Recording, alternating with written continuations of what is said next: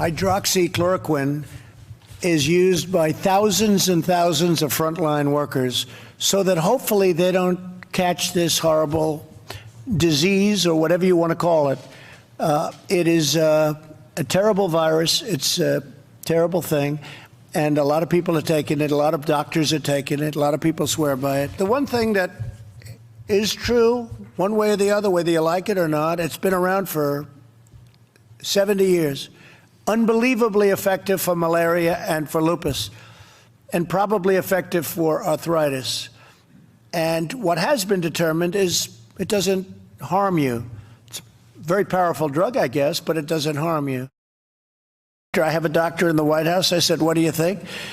And it's just a line of defense. I'm just talking about as a line of defense. I'm dealing with a lot of people. Look at all the people in the room. You know, I'm the president and I'm dealing with a lot of people. I think it's worth it as a line of defense, and I'll stay on it for a little while longer. I'm just very curious myself. The FDA has said hydroxychloroquine should not be used outside of a hospital setting or... No, that's not what I was told. No, there was a false study done where they gave it to very sick people, extremely sick people, people that were ready to die. It was given by obviously not friends of the administration. And the study came out, the people were ready to die. Everybody was old, had bad problems with hearts, diabetes, and everything else you can imagine. So they gave it. So immediately when it came out, they gave a lot of false information. Wow, where to begin? So many false claims and concerning claims. President Trump defending his claim that he is taking a daily dose of the anti-malaria drug hydroxychloroquine as a preventative measure against coronavirus. Don't do that. Don't do what the president says he's doing, obviously, but we must say it. According to the American Medical Association, there is no knowledge of frontline workers taking it preventatively. That was also a very misleading claim, it appears, Willie. Wow, this is a whole new level, and I think the president might be putting American lives in danger. Well, unfortunately, it's the same level. It's the same thing he's been saying, and it's still wrong every time he says it. When he denies that the FDA came out and says that you should not take it. When he talks about this study, where they went into VA hospitals, veterans hospitals, and he says that was a enemy statement, a Trump enemy statement. He's talking about a study. He so cannot see the world not through himself. In other words, everything he views through the prism of his own fortunes. He believes that a study conducted at a VA hospital was somehow a conspiracy, an enemy statement to go out and get him because he had been speaking and touting hydroxychloroquine. So he's wrong on the facts. We know that.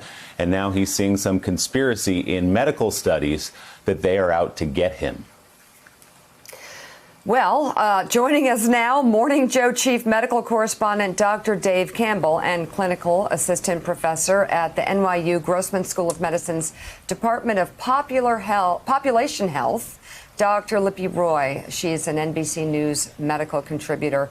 Dr. Dave, we're going to talk to you about vaccine potential in just a moment. But Dr. Roy, the president taking hydroxychloroquine, is there any scenario in which you think that would be a good idea? You would have a patient do that, or you would have doctors administer it preventatively, or frontline workers to frontline workers? Good morning, Mika. And there's a key point that I want to make sure your viewers understand. There's to address a point that the president made, which is it doesn't harm you. So that's actually a false statement. There's nothing that we do in the field of medicine that's completely benign. Even acetaminophen, commercially known as Tylenol, which you can take commercially or over the counter for headaches and fevers, is also the leading cause of acute liver failure. Hydroxychloroquine is known to have potentially harmful side effects, including cardiac arrhythmias. So to answer your question, no, there's no evidence to suggest that hydroxychloroquine is effective prophylactically to prevent COVID-19 or as a treatment to treat or cure COVID-19. So my clear statement to the public, including my own patients, is there is no evidence to take hydroxychloroquine to treat this COVID-19 infection.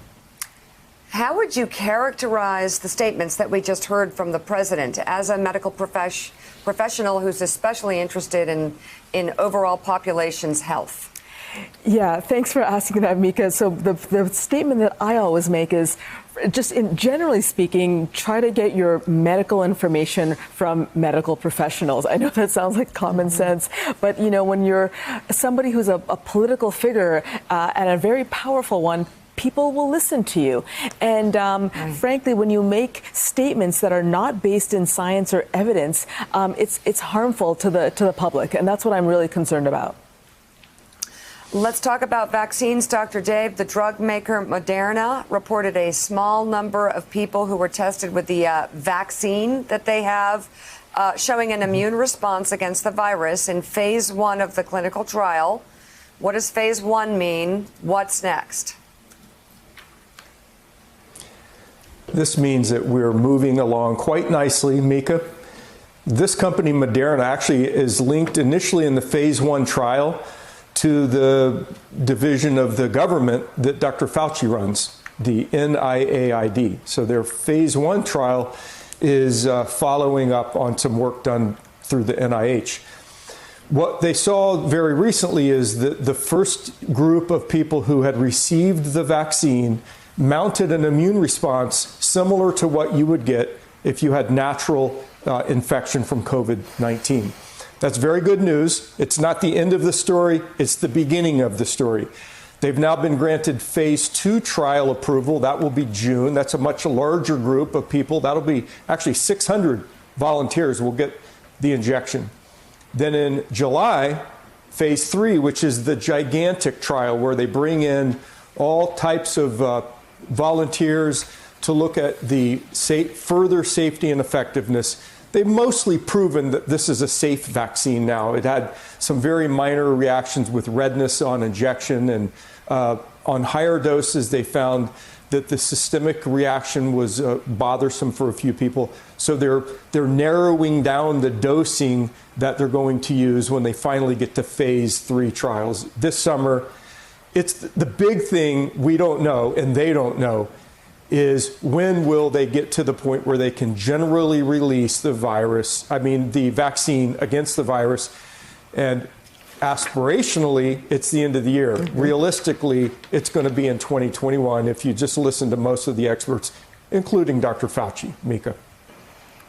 Got it. Dr. Roy, we obviously all want that vaccine as quickly as we possibly can get it. I think you would agree as a public health expert to do it in under a year would be unprecedented. Do you have any concerns about rushing this quickly to a vaccine, despite the fact we all want it tomorrow? Do you worry at all about what kind of vaccine we will end up with? We know that some of the testing that was rushed out now we know is sort of not always reliable, gives false negatives and other problems. Any concerns from you on the pace of this vaccine pursuit? Yeah, Willie, that's a really great question. You're absolutely right. I also want a vaccine. I want to be able to protect myself, my family, my loved ones. But, we know if you look at history, the fastest we've ever been able to successfully deliver a vaccine into patients, directly into patients, has been like 4 to 5 years. Now, that said, that doesn't mean that we can't get something sooner. And what's really promising and exciting right now is that we have so many companies and academic medical centers globally working together on this vaccine development. But honestly, it's to think that we're going to have one at the end of 2020, frankly, I think it's just really unrealistic.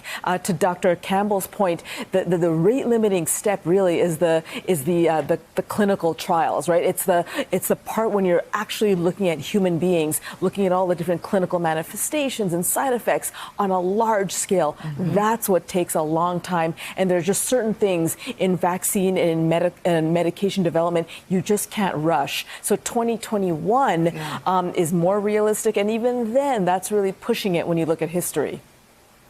So, and Dr. Dave, the issue there is you really want to get a vaccine straight to the elderly population, but of course, it's weaker physically in terms of vulnerabilities and other pre-existing conditions, and so those side effects could be even worse. I mean, you'd think you'd want to get the vaccine right to them. Might take longer, though.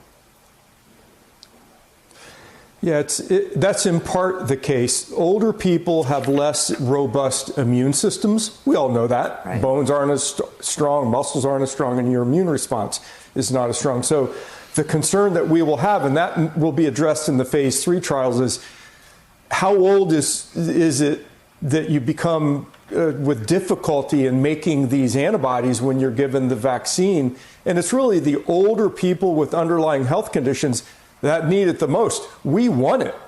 The older people, they really need it, because if they get sick, the potential to die is much, much higher than those that are younger. Mika.